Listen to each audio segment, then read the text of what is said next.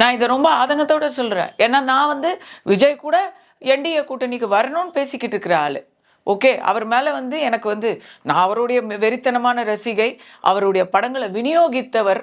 நான் அமெரிக்காவில் அவர் படத்தை நான் வந்து டிஸ்ட்ரிபியூட் பண்ணியிருக்கிறேன். ஸோ அதால் எனக்கு நஷ்டம் லாபம். நான் வந்து காவலன், வில்லு, வசீகரா போன்ற படங்களை எல்லாம் விநியோகிச்சு பாடம் கற்றுக்கிட்ட ஆள் தான்.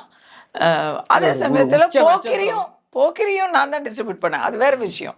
பாடம் கற்றுக்கிட்டு இருக்கேன். விஜய் அவர்களுக்கு இருக்கக்கூடிய ரசிகர்கள் ஒரு வெறித்தனமான ரசிகர் கூட்டம் இருக்கு இல்லையா, அந்த கூட்டம் படத்துக்கு வந்து டிக்கெட் வாங்கி பார்த்துருந்தா நான்லாம் பொழைச்சிருப்பேன்.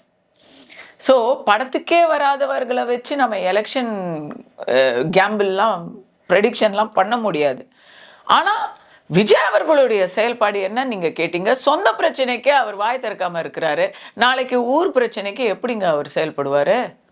இல்ல, திருப்பரங்குன்றத்துல தமிழ்நாடே பத்திக்கிட்டே எரிஞ்சுது. ஒரு விளக்கு விஷயத்துல விளக்கு ஏற்ற முடியாம தமிழ்நாடே பத்தி எரிஞ்சுது. கரெக்டா? இவர் எதுவுமே பேசல. ஜனநாயகன் விஷயத்துல எதுவுமே பேசல. தூய்மை பணியாளர்கள் விஷயத்துல எதுவுமே பேசல. செவிலியர்கள் போராட்டத்துக்கு எதுவுமே சொல்லல.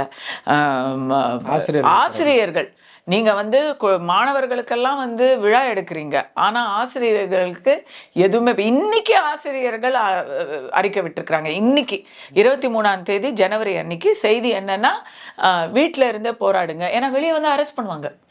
அப்படி ஒரு ஒரு ஒரு கொடுங்கோல் ஆட்சி இங்க நடந்துகிட்டு இருக்கு.